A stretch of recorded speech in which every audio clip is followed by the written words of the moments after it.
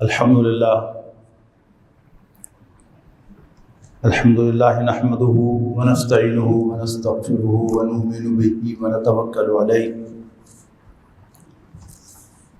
ونعوذ باللہ من شرور انفسنا ومن سیئات اعمالنا من يهده الله فلا مضل له ومن يضلل فلا هادي له ونشهد ان لا اله الا الله وحده لا شريك له ونشهد ان سيدنا محمدا عبده ورسوله ارسله بالهدى ودين الحق ليظهره على الدين كله وكفى بالله شهيدا فصلى الله عليه وسلم تسليما كثيرا كثيرا اما بعد فاعوذ بالله من الشيطان الرجيم بسم الله الرحمن الرحيم يريدون ان يطفئوا نور الله بافواههم والله متم نوره ولو كره الكافرون هو الذي ارسل رسوله بالهدى ودين الحق ليظهره على الدين كله ولو كره المشركون۔ محترم بزرگوں، دوستوں، عزیزوں اور بھائیوں، ربیع الاول کا مہینہ ہے اور یہ مہینہ نبی اکرم صلی اللہ علیہ وسلم کی پیدائش اور آپ کی رحلت کا مہینہ ہے، یعنی اللہ تعالیٰ نے ایک خاص نسبت دی ہے اس کو نبی اکرم صلی اللہ علیہ وسلم کے ساتھ کہ آپ کی ولادت با شہادت بھی اسی مہینے میں ہوئی اور آپ اس دنیا سے اسی مہینے کے اندر تشریف لے گئے۔ اس مناسبت سے پوری دنیا میں نبی اکرم صلی اللہ علیہ وسلم کو خراج تحسین پیش کرنے کے لیے، ان کو سلام پیش کرنے کے لیے پروگرام ہوتے ہیں مختلف نوعیت کے، اور اس مسجد میں بھی آپ کو معلوم ہے کہ 12 ربیع الاول کو ایک خطاب ہوا اور اس کے ساتھ نبی اکرم صلی اللہ علیہ وسلم کے شمائل کا تذکرہ ہوا۔ جمعے کے ہمارے نمازیوں میں سے اکثر موجود نہیں تھے، تو آج میں نے مناسب سمجھا کہ سیرت النبی ہی کا کوئی آسپیکٹ وہ میں آپ حضرات سے شیئر کروں۔ نبی اکرم صلی اللہ علیہ وسلم کو اللہ نے کیوں بھیجا؟ اللہ تعالیٰ کے ہر کام کا کوئی نہ کوئی مقصد ہے، اللہ کوئی بیکار کام نہیں کرتا۔ اللہ تعالیٰ نے پیغمبروں کا ایک سلسلہ آدم علیہ السلام سے جاری کیا اور نبی مکرم صلی اللہ علیہ وسلم پر لا کر اس کو ختم کیا۔ گزشتہ جمعہ 2 ہفتے پہلے ختم نبوت پر گفتگو ہوئی تھی۔ یہ سلسلہ اللہ نے کیوں جاری فرمایا؟ جب حضرت آدم اور حضرت حوا کو جنت سے نکالا جا رہا تھا اور زمین پر بھیجا جا رہا تھا، تو اس وقت اللہ تعالیٰ نے کہا تھا کہ اما یاتینکم منی ھدی، تمام انسانوں سے خطاب کرتے ہوئے کہا تھا کہ جب بھی تمہارے پاس میری جانب سے کوئی رہنمائی آئے تو جو کوئی بھی میری اس رہنمائی کی پیروی کرے گا تو ایسے لوگوں کے لیے نہ کوئی خوف ہوگا اور نہ ہی وہ کبھی غمگین ہوں گے۔ یہ سلسلہ کیا تھا؟ یہ انبیاء کرام کا ایک سلسلہ تھا جو اللہ تعالیٰ کی طرف سے رہنمائی لے کر انسانوں کے پاس آئے کہ یہ راستہ ہے سیدھا جو تمہارے رب کی طرف جاتا ہے، تم اس راستے کی پیروی کرو۔ تو جن لوگوں نے اس راستے کی پیروی کی ان کے لیے کامیابی کی خوشخبری دی انہوں نے، اور جو لوگ اس راستے سے منہ موڑنے والے تھے اور اس کا انکار کرنے والے تھے ان کے لیے خرابی اور بربادی سے بھی ان پیغمبروں نے وارن کیا۔ اور قرآن مجید میں بار بار 6 پیغمبروں کا تذکرہ ہے اسی خاص ریفرنس سے کہ انہوں نے اللہ کے پیغمبروں کا انکار کیا، تو اللہ تعالیٰ نے اسی دنیا میں ان قوموں کو یا ان اشخاص کو ان کے برے انجام سے دوچار کر دیا۔ حضرت نوح علیہ السلام کی قوم قوم عاد، قوم ثمود، اسی طرح قوم لوط اور اہل مدین، اور پھر فرعون اور آل فرعون۔ یہ وہ لوگ تھے کہ جو دنیا ہی میں تباہ و برباد ہوئے، اور جرم کیا تھا کہ انہوں نے پیغمبروں کو ماننے سے انکار کیا۔ اس کے بعد حضرت عیسیٰ علیہ السلام تشریف لائے، اور ان کے دو فنکشن قرآن مجید نے بیان کیے ہیں۔ ان کا پہلا فنکشن، پہلا مقصد حضرت موسیٰ علیہ السلام کی لائی ہوئی شریعت کی ٹیسٹیفیکیشن تھی، اس کو تسلیم کرنا تھا،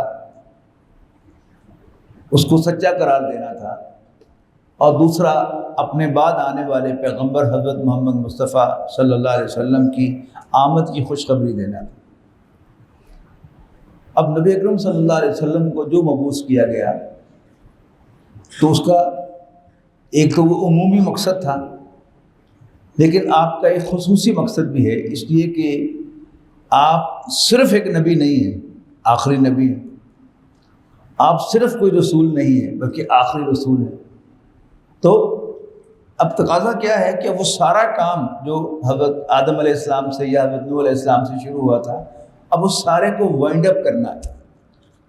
اور وہ وائنڈ اپ کرنا کیا ہے کہ اللہ تعالیٰ نے اپنے آخری پیغمبر کے ذریعے سے اپنی ہدایت کو فائنل بھی کرنا ہے، اور پھر اللہ تعالیٰ نے یہ بھی طے کیا کہ میں ان سے ایک پریکٹیکل ڈیمونسٹریشن بھی کرواؤں گا کہ وہ جو میرا دیا ہوا عدل ہے، میرا دیا ہوا بدل، یعنی آپ کو عدل کا کوئی نہ کوئی نظام کسی ملک کا نظام عدل دیتا ہے، اس کا کانسٹیٹیوشن دیتا ہے، لیکن اللہ کا دیا ہوا عدل کہ اللہ تعالیٰ نے انسانوں کے کیا حقوق طے کیے ہیں، باپ کا کیا حق ہے، ماں کا کیا حق ہے، بیٹے کا کیا حق ہے، بیٹی کا کیا حق ہے، بھائی کا کیا حق ہے، بہن کا کیا حق ہے، مزدور کا کیا حق ہے، سرمایہ کار کا کیا حق ہے، اور زمیندار کا کیا حق ہے، اور حاری کا کیا حق ہے، پھر اجتماعیت کا کیا حق ہے، انفرادیت کا کیا حق ہے۔ یہ وہ سارے حقوق ہیں جو اللہ نے طے کر لیے ہیں۔ اب ان حقوق کو بالفعل زمین پر نافذ کرنا، قائم کرنا، یہ کیا تھا؟ یہ نبی اکرم صلی اللہ علیہ وسلم کے بھیجے جانے کا دوسرا مقصد تھا۔ پہلا کیا تھا؟ ہدایت کی کمپلیشن، اور دوسرا اللہ کے دین کو قائم کرنا، اللہ کے دیے ہوئے عدل کو قائم کرنا۔ اس کے لیے یہ آیہ مبارکہ جو آپ کے سامنے لکھی ہوئی ہے، اس میں دو چیزیں بیان کی گئی ہیں کہ هو الذی ارسل رسولہ بالہدی ودین الحق، اللہ ہی تو ہے جس نے اپنے رسول حضرت محمد صلی اللہ علیہ وسلم کو بھیجا الہدا، مکمل ہدایت دے کر، مراد ہے قرآن مجید، ودین الحق، اور ایک سچا دین دے کر۔ کیوں بھیجا؟ لیظہرہ علی الدین کلہ، تاکہ وہ اس دین کو کل کے کل دین پر نافذ کر دیں، قائم کر دیں، غالب کر دیں۔ قرآن مجید کی اور مقامات پر یعنی الہدا اور دین حق، اس کے لیے کہیں تو الفاظ آئے کہ ہم نے اپنے بہت سے رسولوں کو بھیجا، وانزلنا معہم الکتاب والمیزان، ہم نے ان کے ساتھ کتاب بھی اتاری اور ایک میزان عدل بھی اتاری۔ کتاب کیا ہے؟ الہدا کا قائم مقام ہے، اور دین حق کا قائم مقام کیا آیا؟ وہاں پر میزان عدل۔ پھر سورہ شورى میں بھی فرمایا کہ ہم نے ایک میزان عدل اتاری اور کتاب بھی عطا کی۔ تو نبی اکرم صلی اللہ علیہ وسلم کو یہ دو چیزیں دے کر بھیجا گیا، اور آپ کو اسائنمنٹ دی گئی کہ آپ نے میرا عطا کردہ دین قائم کر کے دکھانا ہے سارے دین پر، کل نظام زندگی پر۔ نبی اکرم صلی اللہ علیہ وسلم کی سیرت کے بہت سے پہلو ہیں، اس میں کوئی شک نہیں کہ وہ جو مشہور شعر ہے کہ حسن یوسف اور موسیٰ علیہ السلام کے معجزات اور فلاں فلاں کے، وہ سب خوبیاں میرے نبی میں حضرت محمد صلی اللہ علیہ وسلم میں ایک ہی جگہ پائی جاتی ہیں۔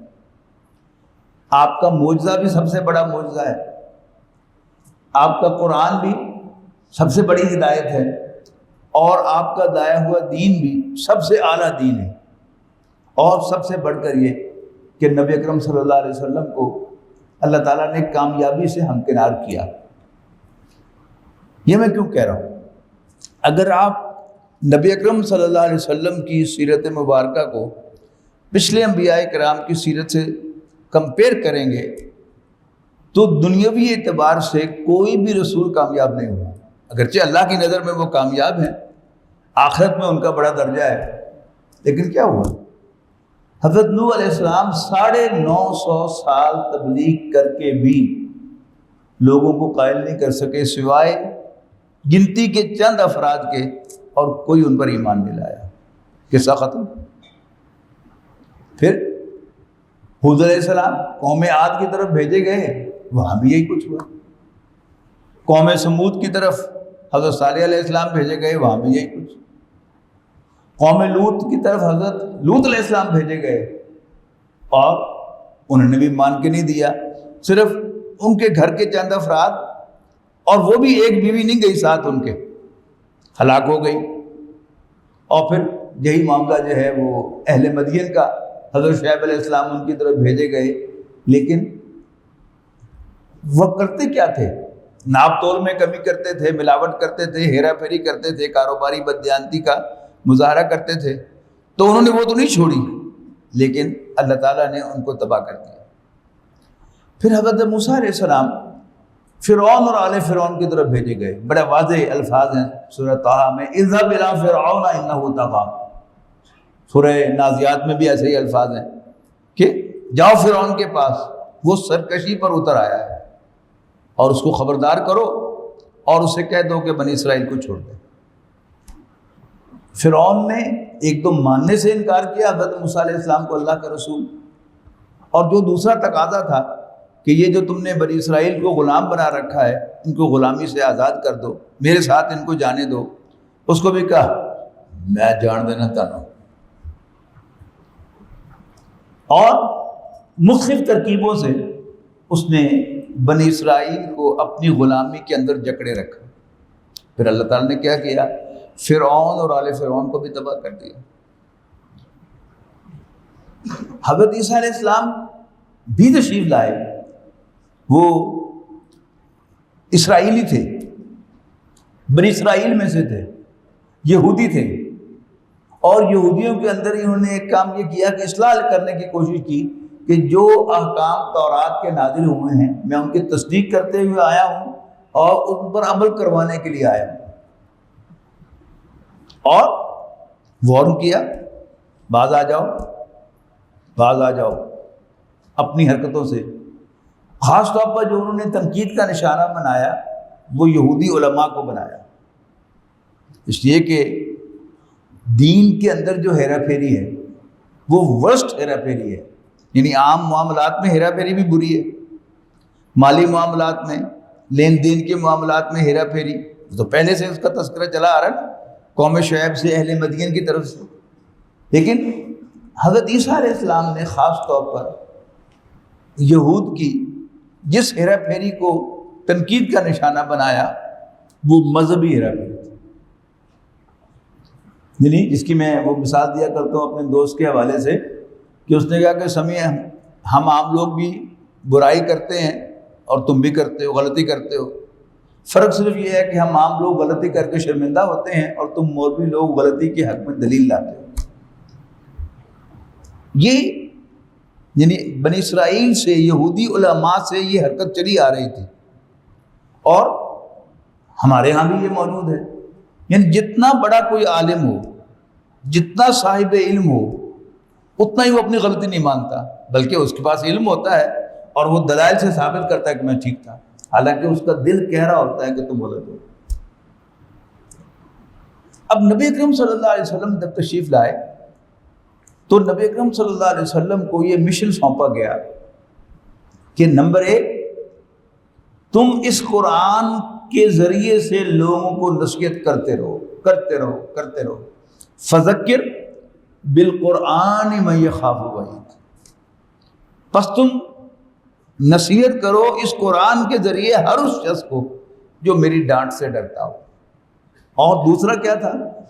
ہم نے بھیجا ہی اس لیے کہ نبی صلی اللہ علیہ وسلم اس دین کو جو ان کو دے کر بھیجا گیا ہے کل کے کل دین پر، کل نظام زندگی پر غالب کرتے ہیں۔ اب آپ اگر سیرت النبی کا مطالعہ کرتے ہیں اور اس بات کو پیش نظر نہیں رکھتے کہ آپ کا مشن کیا تھا، تو سیرت النبی آپ کی سمجھ میں نہیں آتی۔ مغربی مفکرین نے، مستشرقین جو کہلاتے ہیں، اورینٹلسٹ کہلاتے ہیں، مشرق پر ریسرچ کرنے والے، یہ مغرب کا ایک سبجیکٹ ہے جس کو کہتے ہیں اورینٹلزم، اور جو مشرق پر تحقیق کرتے ہیں، مشرقی علوم پر، مشرقی تہذیب پر، مشرقی تاریخ پر، ان کو اورینٹلسٹ کہتے ہیں۔ اچھا، وہ پریشان ہیں، ان کی سمجھ میں نہیں آتا، اس لیے کہ نبی اکرم صلی اللہ علیہ وسلم بن کے تو نبی آئے تھے، اور عیسائی بالخصوص جس نبی سے واقف ہیں وہ عیسیٰ علیہ السلام۔ اب عیسیٰ علیہ السلام جو ہے انہوں نے ساری عمر تبلیغ کی، یعنی کوئی باقاعدہ جنگ کرنا تو بڑی دور کی بات ہے، انہوں نے کبھی ہتھیار بھی نہیں اٹھایا، بلکہ بائبل میں جو ان کی ایک نصیحت نقل ہے اپنے حواریوں کو کہ جب کوئی تمہارے دائیں گال پر تھپڑ مارے تو بایاں گال بھی اس کے سامنے پیش کر دو، مطلب ریئیکٹ نہ کرو، ریٹیلیٹ نہ کرو، دعوت کے لیے مار کھاتے رہو۔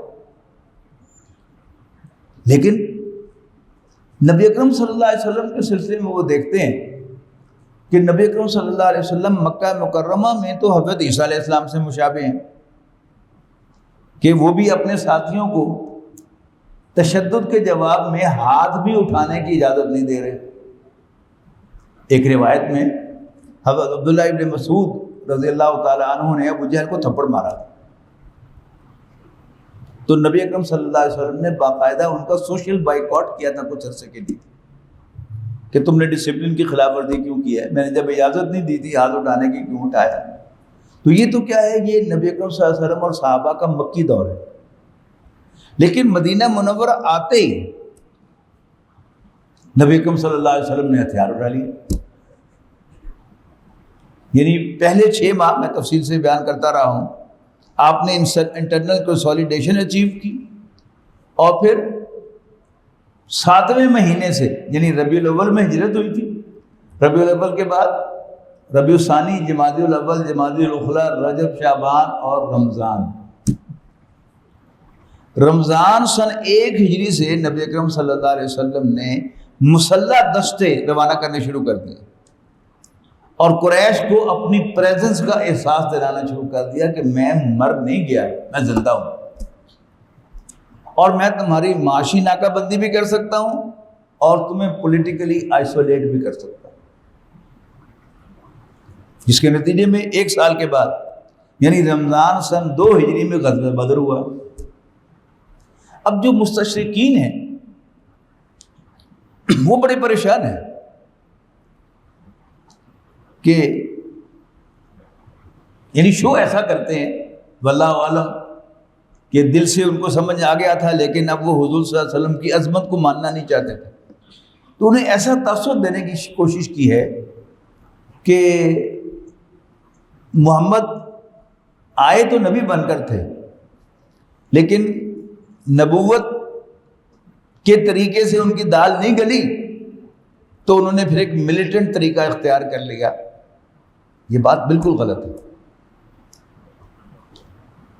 یعنی ایچ جی ویلز ایک بہت بڑا مورخ ہے، وہ لکھتا ہے اپنی کتاب concise history of the world میں، نئے ایڈیشن، پرانے ایڈیشنز آپ اگر نیٹ سے نکال کے دیکھیں گے وہاں آپ کو مل جائے گا یہ جملہ، اب نکال دیا انہوں نے، کہ محمد فیلڈ ایز اے پروفٹ صلی اللہ علیہ وسلم معاذ اللہ بٹ سکسیڈڈ ایز اے اسٹیٹسمین،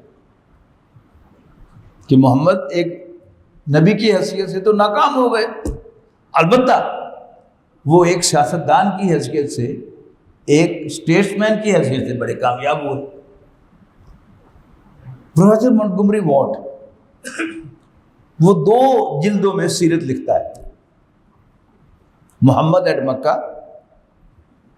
اور محمد ایٹ مدینہ، صلی اللہ علیہ وسلم، اور وہاں کنٹراسٹ دکھاتا ہے کہ مکے کا محمد کوئی اور ہے اور مدینے کا محمد کوئی اور ہے۔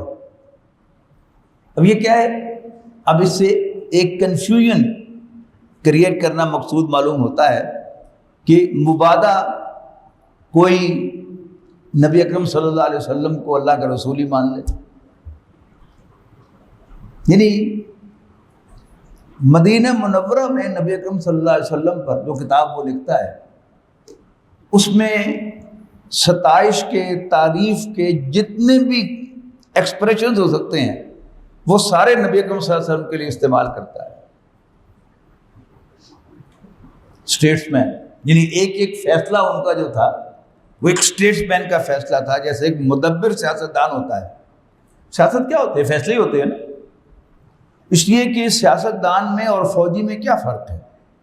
فوجی جو ہے وہ ہتھیار سے لڑتا ہے اور سیاستدان جو ہے وہ آرگومنٹ سے لڑتا ہے اور آرگومنٹ سے ہی شکست دیتا ہے، آرگومنٹ سے ہی فتح حاصل کرتا ہے۔ تو نبی اکرم صلی اللہ علیہ وسلم نے بیک وقت ایک سیاستدان کی حیثیت سے بھی اور ایک فوجی کی حیثیت سے بھی ایسا شاندار کام کیا کہ آپ نے صرف 8 سالوں کے اندر مکہ کو فتح کر لیا۔ اب وہ سارے جو سٹیپس میں آپ کو بتاتا رہتا ہوں، آپ اس کو نوٹ کیجئے کہ آپ نے پہلے 6 ماہ میں انٹرنل کنسولیڈیشن حاصل کی، مواخات قائم کی اور میثاق مدینہ کیا، اندر سے سیکیور کر لیا اپنے آپ کو۔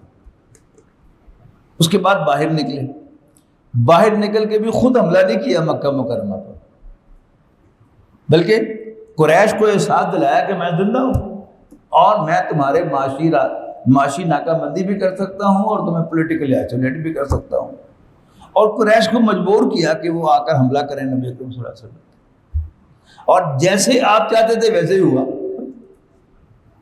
کہ قریش چڑھ دوڑے، 1000 کا لشکر لے کے آ گئے اور منہ کی کھائی۔ اللہ کی مدد بھی آئی بلا شبہ، لیکن شکست ہوئی۔ اس کے بعد پھر بدلہ لینے کے لیے آئے۔ وہاں کیا ہو گیا؟ مسلمانوں سے نبی اکرم صلی اللہ علیہ وسلم کو حکم سمجھنے میں غلطی ہو گئی اور اللہ تعالیٰ نے فوراً پکڑ کی اور ایک مثال قائم کر دی آنے والوں کے لیے کہ ڈسپلن ہوتا ہے۔ شکست ہو گئی مسلمانوں کو۔ پھر قریش پورے عرب کے سارے قبائل کو اکٹھا کر کے لے کے آئے کہ اٹس یور کامن پرابلم، یعنی محمد جو میسج لے کر آئے ہیں صلی اللہ علیہ وسلم، یہ ہمارے نظام کے خلاف ہے، ہمارے مذہب کے خلاف ہے، وہ ہمارے پورے نظام کی چولے ہلا دے گا، لہذا یہ صرف ہمارا پرابلم نہیں ہے، یہ ہم سب کا پرابلم ہے، لہذا سب آؤ ہم مل کر مدینے پر چڑھائی کر دیں اور اس فتنے کو سنپ کر دیں بات۔ جیسے حال ہی میں ہمارے سامنے مثال کیا آئی کہ امریکہ نے پوری دنیا کو کنونس کیا کہ اسامہ بن لادن جو ہے یہ فتنہ ہے، اگر وہ ہمارے ٹوئن ٹاورز کو گرا سکتا ہے تو پھر پوری دنیا کے لیے وہ خطرہ ہے، لہذا آؤ سارے پورے نیٹے کو لے کر آ گیا افغانستان کا حملہ کرنے کے لیے اور شکست کھائی۔ سمجھ میں آیا نا؟ تو کنونس کیا۔ اب نبی اکرم صلی اللہ علیہ وسلم کی جو اسٹیٹسمین شپ ہے، آپ اس کا اندازہ لگائیے کہ آپ یہ سب کچھ جو تھے وہ دیکھ رہے تھے اور ٹائملی ڈیسیژن کر رہے تھے۔ آپ نے ٹائملی وہ فوجی مہمیں روانہ کی، آپ نے بالکل صحیح غزوہ بدر میں جب اللہ تعالیٰ کی طرف سے آپشن مل گئی کہ فتح ہم تمہیں دیں گے، تم قافلے پر حملہ کرو یا لشکر سے جنگ کرو، فتح ہم تمہیں دیں گے، تو بھی نبی اکرم صلی اللہ علیہ وسلم نے بظاہر جو ایک ڈیفیکلٹ ٹارگٹ تھا، یعنی کہاں وہ قافلہ جس میں یعنی 100 نہیں 200 تیر انداز ہوں گے، لیکن آپ نے اس کی طرف رخ نہیں کیا. آپ نے آپشن کون سا لیا؟ جنگ کی. پورے عرب میں دھاک بیٹھ گئی کہ اب محمد صرف کوئی ایسی ویسی چیز نہیں ہے کہ جس کو آپ نظر انداز کر دیں. نا اٹس اے پار. یہ ٹائمنگ ڈسیژن ہے.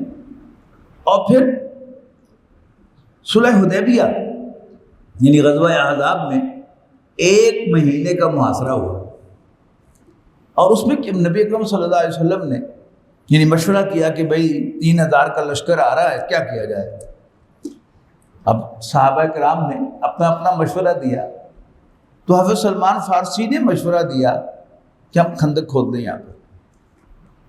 یعنی مدینے کے 3 اطراف اونچے پہاڑ اور باغات ہیں، کھجوروں کے باغات. اور کھجور جب ہمارے ذہن میں آتی ہے نا، عام طور پر کھجور، وہ ایک کھجور آتی ہے وہ جو اوپر جا کے ہے، یعنی وہ جو ملٹی سٹیم والی کھجور ہوتی ہے ہمارے ذہن میں نہیں آتی. تو اب جب تھوڑے تھوڑے فاصلے پر وہ کھجور ہوگی جس میں ملٹیپل سٹیمز ہیں، کئی تنے نکلے ہوئے ہیں ایک ہی جڑ سے، تو اس میں سے گزرنے کا کوئی راستہ نہیں ہوتا. تو یعنی میں نے بھی جب اسکول کے زمانے میں پڑھی تھی سیرت ٹیکسٹ بک میں، تو مدینے کے 3 اطراف اونچے پہاڑ اور کھجور کے باغات تھے. تو سمجھ میں میری نہیں آیا تھا کہ باغات جو ہے وہ کیسے رکاوٹ بن گئے، لیکن اب سمجھ میں آیا کہ اگر یہ وہ کھجور کے درخت ہوں جو ایک ہی جڑ سے 5-5 6-6 پھوٹ رہے ہوتے ہیں، اور تھوڑی جگہ پر اور اگلے پر دوسرا پودا ہو، پھر تیسرا پودا ہو، تو اس میں سے گزرا نہیں جا سکتا. تو آپ نے کون سا آپشن چوز کیا؟ خندق کا آپشن چوز کیا. اور 1 مہینے کا محاصرہ ہوا، اور پھر اللہ کی خاص مدد آئی کہ رات کو تیز آندھی آئی. اب جو لوگ مدینہ منورہ گئے ہیں سردیوں کے دنوں میں، تو انہیں معلوم ہے کہ مدینے میں سردیوں میں ٹھیک ٹھاک ٹھنڈ ہوتی ہے. اچھا، رات بھی ٹھنڈی ہو، اوپر سے تیز ہوا چلے اور ونڈ فیکٹر ایڈ ہو جائے چل کے اندر، تو 3 ڈگری کا ٹیمپریچر تو فرق ویسے پڑ جاتا ہے. اور پھر وہ جو انہوں نے خیمے لگائے ہوئے تھے وہ خیمے اڑ گئے، اوپن ایئر میں آ گئے. پھر مزید کیا ہوا، جب خیمے اڑے تو جو دیگیں پک رہی تھی، ظاہر 3000 کا لشکر، تو ان کے لیے کتنی دیگیں پک رہی ہوں گی چولہوں پر، اس کا آپ تصور کیجئے. تو ان ٹینٹوں کو آگ لگ گئی.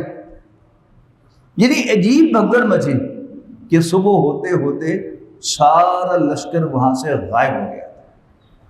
اللہ کی مدد آئی. پھر صلح حدیبیہ تفصیل سے عرض کر چکا ہوں، میں آپ کے سامنے اشارے کر رہا ہوں کہ نبی اکرم صلی اللہ علیہ وسلم کی اسٹریٹجی، اور پھر جب اللہ تعالیٰ کی مدد آتی ہے تو پھر نئے نئے ایونٹس بنتے چلے جاتے ہیں. یعنی آپ دیکھیں، اگر آپ نے تاریخ پڑھی ہے تو تاریخ میں آپ دیکھیں، اگر آج بھی آپ دنیا کے حالات پر نظر رکھتے ہیں تو پھر کیسے ایک چھوٹا سا ایونٹ ہوتا ہے جس کی وجہ سے پورا سینیریو بدل جاتا ہے. ٹھیک ہے نا؟ تو اللہ کی مدد جو ہے وہ آتی ہے، وہ معاملات کو ادھر ادھر کرتی رہتی ہے. میں نے کئی دفعہ عرض کیا ہے کہ اللہ تعالیٰ کی پلاننگ یہ کیا چیز ہے. آج ہم صبح 5 بجے اٹھے فجر کی نماز کے لیے، ٹھیک ہے جی، اس کے بعد کتنے گھنٹے ہو گئے؟ 8 گھنٹے ہو گئے، اور ان 8 گھنٹوں میں کئی کام ہوئے. یعنی ایک سیریز آف ایونٹس ہے جس میں سے گزر کر ہم یہاں بیٹھے ہیں، چین آف ایونٹس. اللہ تعالیٰ نے وہ سارے جو لنکس تھے ان کو اکٹھا کیا اور ہمیں وہ یہاں لے کے آ گیا. اگر ان میں سے اللہ تعالیٰ کوئی ایک لنک بھی مس کر جاتا، لنک سمجھتے ہیں نا، یعنی زنجیر کے جو کنڈے ہوتے ہیں ایک دوسرے کے اندر، وہ لنکس ہیں. اب وہ سارے کنڈے ایک دوسرے کے ساتھ ان لائن آئے تو زنجیر بنی، ہم یہاں بیٹھے ہیں. اگر کوئی ایک چیز بھی اللہ مس کر دیتا تو ہم یہاں نہ ہوتے. تو یعنی اگر ان 8 گھنٹوں میں میرے اور آپ کے ساتھ معاملہ یہ پیش آ رہا ہے تو اس پوری دنیا میں جو کام چل رہا ہے وہ بھی ایسے ہی ہوگا. یعنی ہوں گے وہ طبعی قوانین کے تحت ہی. لیکن ان ایونٹ کو ان لائن لانے والا اللہ تعالیٰ ہے. اسی طرح سیاست میں، حکومت میں، یعنی ایک چین آف ایونٹس ہوتا ہے کہ جو آ رہا ہوتا ہے، لیکن آپ غور سے دیکھیں گے کہ اچھی پاسی لائن جو ہے وہ ادھر جاری ہوتی تھی، پھر درمیان میں ایسا واقعہ پیش آ جاتا ہے کہ گاڑی ادھر چلی جاتی ہے، پھر کوئی ایونٹ آتا ہے کہ جو گاڑی کو ادھر موڑ دیتا ہے. تو اللہ تعالیٰ جو ہے وہ سارے ایونٹس کو ان لائن لانے والا ہے. تو نبی اکرم صلی اللہ علیہ وسلم کو اللہ تعالیٰ کی مدد بھی آتی رہی اور وہ ایونٹ جو ہے وہ ان لائن ہوتے گئے. کیا ہوا؟ اللہ تعالیٰ نے نبی اکرم صلی اللہ علیہ وسلم کو ایک سچا خواب دکھایا. نبی کا خواب سچا ہی ہوتا ہے. اور آپ نے خواب میں دیکھا کہ میں اپنے ساتھیوں کے ساتھ عمرہ ادا کر رہا ہوں. تو آپ نے اعلان کر دیا کہ بھی چلو میں عمرے پہ جا رہا ہوں، زیادہ سے زیادہ لوگ میرے ساتھ آئیں. چلے گئے لوگ. اب ظاہر ہے مکہ مکرمہ پر دشمنوں کا قبضہ ہے، منافقین تو اکثر نہیں گئے، کوئی ایک آدھ گیا وہاں پر، لیکن اکثر نہیں گئے. کیا ہے؟ خودکشی کرنے جا رہے، مت ماری ہو، ہم تو نہیں چلے، ہم تو نہیں جاتے. لیکن اللہ اپنے نبی کو لے گیا. اب باہر پہنچ کر نبی اکرم صلی اللہ علیہ وسلم نے حضرت عمر سے کہا کہ عمر جاؤ ذرا گفتگو کر کے آؤ کہ ہمیں اجازت دیں، ہم صرف عمرہ کرنے کے لیے آئے ہیں، لڑنے کا کوئی ارادہ نہیں ہے. حضرت عمر نے عرض کی کہ اللہ کے رسول عثمان کو بھیجیں، وہ کاروباری آدمی ہے، آپ بڑے سمجھدار ہیں ماشاءاللہ، کہ حضرت عمر جاتے. ظاہر ہے مکے کے لوگوں نے تو نبی اکرم صلی اللہ علیہ وسلم کا ذکر کوئی ادب و احترام سے تو نہیں کرنا تھا، انہیں تو گالیاں بھی بکنی تھی، پتہ نہیں کیا کچھ کہنا تھا. اور حضرت عمر ہوتے تو وہیں پر جو ہے وہ ٹک ٹک ٹک ٹک ہو کے کچھ نہ کچھ ہو جاتا. یعنی کاروباری آدمی کا مطلب کیا ہے کہ وہ ٹھنڈے دھیمے انداز میں وہ بات کرے گا اور مطلب نکال کے لے آئے گا. میں نے آپ کو مثال بھی دے دی کہ ہمارے ساتھی شیخ امین صاحب ہیں، تو ایک دفعہ انجمن کی میٹنگ میں طے ہوا کہ جی ہم ایک عربی کلاس منعقد کریں صادق مارکیٹ والے آفس میں، عشاء کی نماز کے بعد سردیوں میں 3 گھنٹے کی کلاس ہو اور 40 لیکچر میں پوری عربی پڑھاؤں اور اس کو ریکارڈ بھی کر لیا جائے تاکہ ہم لوگ بھی استفادہ کر سکیں. تو شیخ امین صاحب ہمارے فاؤنڈر ممبر میں سے ہیں، تو انہوں نے مجھے بعد میں کہا کہ ڈاکٹر صاحب وہ میرا پانچا کام کرتا ہے ویڈیو دا، تو صبح آؤ آپ چلیں گے. وہ ہم گئے تو کٹنگ شارٹ پوچھا اس سے کیا حساب ہے. اس نے کہا جی ایک ایونٹ کا ہم 1000 روپے لیتے ہیں، تو 40 اگر کلاسیں ہیں تو 40,000 روپے. 1 گھنٹہ بیٹھے رہے میں اور امین صاحب، اور 10,000 پر اس کو منا کر اٹھے. وہ کہتا رہا نہیں ماما یہ وارج نہیں، ماما یہ وارج نہیں. بیٹھے ہوئے کبھی کہتا تو حصہ پانا دین کا کام ہے، تو کی کر رہے ہیں؟ نہیں یہ زیادتی کر رہے ہیں. تو زیادتی بیچارہ کیا کر رہا تھا، وہ اپنی جائز جو ہے وہ پیسے ہی مانگ رہا تھا، لیکن بس 40,000 کہاں اور 10,000 کہاں. یہی کام دکھایا حضرت عثمان رضی اللہ تعالیٰ. ایک امپاسبل کام کو انہوں نے پاسبل کر دکھایا اور ان کو راضی کر لیا. یعنی شرطیں مانتے رہے. اور یہ ہمیشہ سیاست میں آپ یاد رکھیے گا. اچھا چلو ٹھیک ہے تمہاری بات مانتا ہوں، پہلے تم یہ کرو. یعنی اب حال ہی میں جو آپ نے دیکھا نا کہ مولانا فضل الرحمان صاحب نے شرط لگائی کہ ٹھیک ہے میں تمہارے ساتھ ترمیم پر بیٹھوں گا، بشرط ہے کہ تم اس کا جو ہمارے چیف جسٹس کیا نام ہے ان کا جو نیکسٹ ہیں چیف جسٹس ہے جی منصور علی شاہ، آپ ان کا نوٹیفیکیشن کر دیں. اب آج میں ایک دیکھ رہا تھا کہ ایک ویلاگر نے تو کہہ دیا ہے کہ اب گورنمنٹ نے لاء ڈپارٹمنٹ کو کہہ دیا ہے کہ نوٹیفیکیشن تیار کرو. اب کیا ہے کہ جب آپ کسی جگہ پھنس جاتے ہیں تو پھر آپ گیو اینڈ ٹیک پہ آتے ہیں.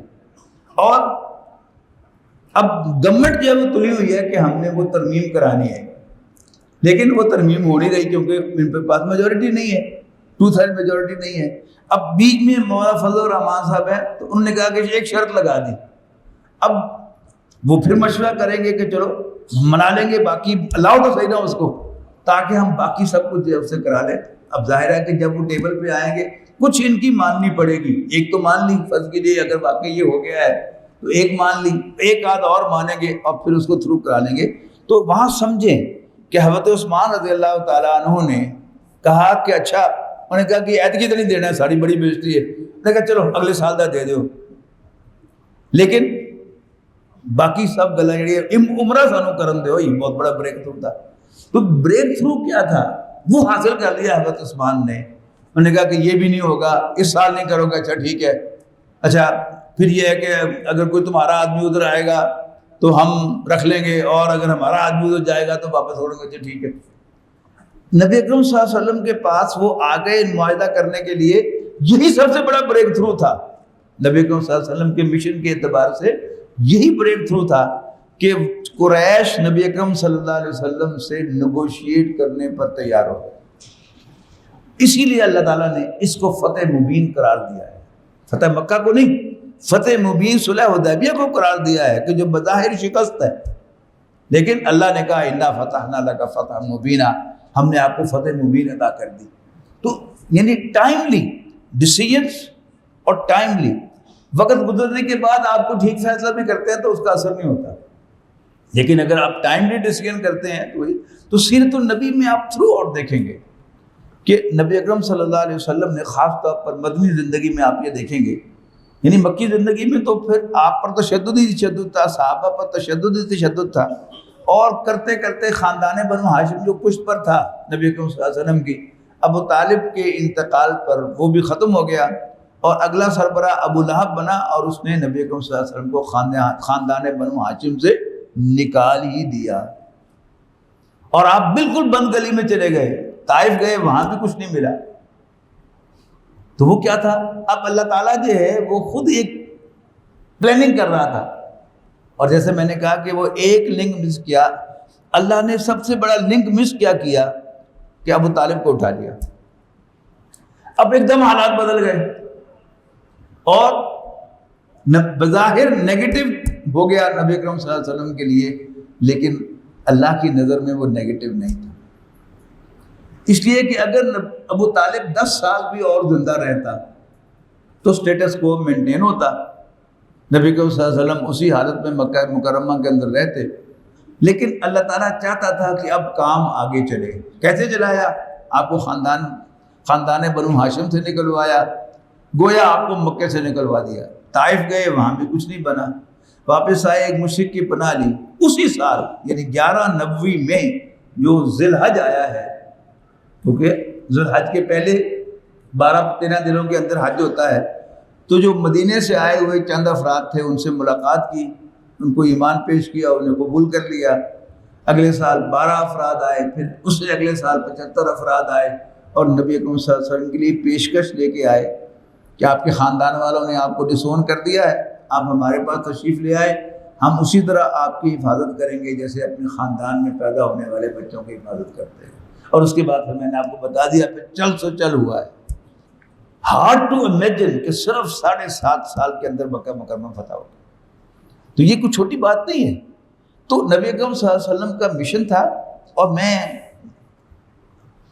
یہ بات بڑا زور دے کر آپ سے عرض کرتا ہوں کہ آپ غور کریں گے تو آپ سمجھیں گے، مجھ سے ایگری کریں گے کہ نبی اکرم صلی اللہ علیہ وسلم کو کوئی آئیڈیا نہیں تھا کہ میں یہ ٹارگٹ کیسے اچیو کروں۔ اللہ تعالیٰ آپ کو خود چلا رہا تھا، جیسے مجھے اور آپ کو چلا رہا ہے نا۔ میں نے کہا نا کہ اللہ ہمیں یہاں پر لے کے آیا ہے، ورنہ کوئی ایک لنک اللہ مس کر دیتا تو ہم یہاں نہ ہوتے۔ تو اللہ تعالیٰ نبی اکرم صلی اللہ علیہ وسلم کے لیے خود بخود راستہ نکلوا رہا تھا۔ بظاہر کوئی سیٹ بیک پہنچ رہا تھا، لیکن وہ سیٹ بیک نہیں تھا۔ وہ جو کہا کسی شاعر نے کہ تندی باد مخالف سے نہ گھبرائے عقاب، یہ تو چلتی ہے تجھے اونچا اڑانے کے لیے۔ تو نبی اکرم صلی اللہ علیہ وسلم کو کوئی پتہ نہیں تھا کہ اللہ نے میرے لیے مدینہ تیار کیا ہے۔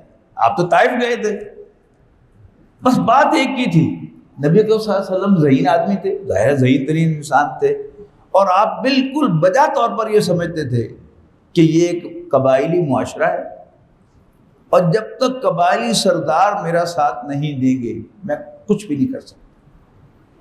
لیکن جب بھی آپ سوچتے تھے کہ میں قبائلی سرداروں کو کوئی زیادہ لفٹ کراؤں، تھوڑی سی اہمیت دوں، تو بڑی سختی کے ساتھ منع کر دیا جاتا تھا کہ نہ، فذکر بالقرآن من یخاف وعید، do as directed, do as directed. وہی کرتے رہے. اللہ تعالیٰ نے پھر یہ سارا راستے نکالے. تو بنیادی سبق یاد رکھنے کا ہے وہ کیا ہے کہ اللہ تعالیٰ نے جو کام ہمارے ذمہ لگایا ہے ہم وہ کریں اور انجام کو اللہ پہ چھوڑ دیں. اللہ تعالیٰ نے اپنا کام کیسے کرنا ہے اس نے کسی سے مشورہ نہیں کرنا. اگر اللہ مجھے نوازنا چاہتا ہے تو وہ نواز لے گا،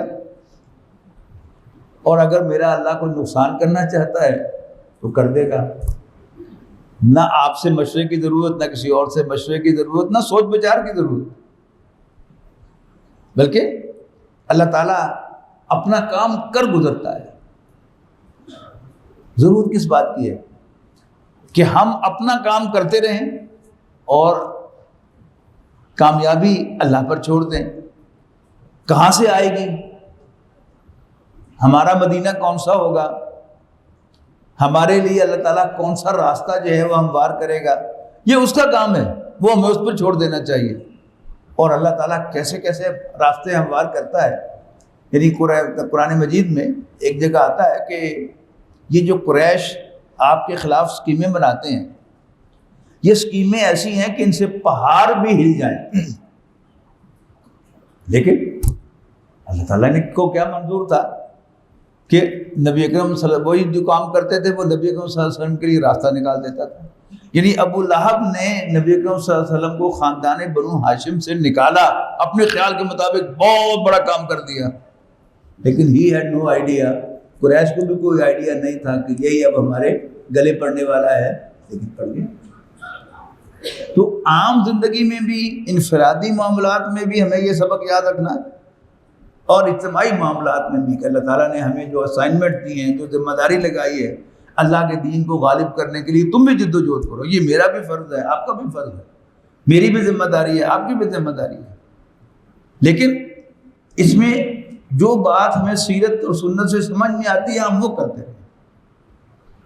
فذکر بالقرآن من یخاف وعید. ہم اپنی اپنی بساط کے مطابق اپنا پورا زور لگا کر پہلے خود قرآن مجید پڑھیں، پھر دوسروں کو پڑھائیں، پھر اس کو آرگنائز کریں. ہے نا؟ اب یہ انجم الخدام القرآن، یہ قرآن اکیڈمی آپ کے علاقے میں قائم ہے، ایک مرکز تو ہے، ایک ایکٹیویٹی تو ہے. آپ اس کے دست و بازو بنیں، اپنا حصہ ڈالیں. اور وہ صرف حصہ پیسے سے نہیں ہے، اصل حصہ کیا ہے کہ آپ خود اس مشن کے دست و بازو بنیں اور خود بھی آپ ایکوپ ہوں. الحمدللہ یہاں پر جتنے بھی لوگ ہیں ذمہ دار جو پڑھا رہے ہیں، میں پڑھا رہا ہوں، عابد صاحب پڑھا رہے ہیں، عبد الغوری پڑھا رہے ہیں، یہ ہمیں دنیاوی تعلیم ہم نے حاصل کی ہے. لیکن اللہ تعالیٰ نے رجحان پیدا کیا، پھر ہم نے اپنی جو اصل جو نمبر 1 جو ہے کام اسی کو بنا لیا. اللہ تعالیٰ نے اور سمجھ دی، کام کو آگے بڑھایا. آپ آئیں گے تو اللہ تعالیٰ انشاءاللہ آپ کے دل و دماغ کو کھولے گا اور پھر آپ کے لیے آسانی پیدا کرے گا. اور پھر پتہ نہیں کب وہ اگلا موڑ آئے گا، وہ اللہ کا کام ہے، وہ ہمارا کام نہیں ہے. ہمارا کام کیا ہے کہ ہم قرآن مجید کے لیے، اس کی اشاعت کے لیے، پہلے خود پڑھنے پڑھانے کے لیے اور پھر اس کی اشاعت کے لیے اپنے آپ کو وقف کر دیں اور اس کام کو آگے بڑھانے کی کوشش کریں. اقول قولی ھذا واستغفر اللہ لی ولکم ولسائر المسلمین والمسلمات.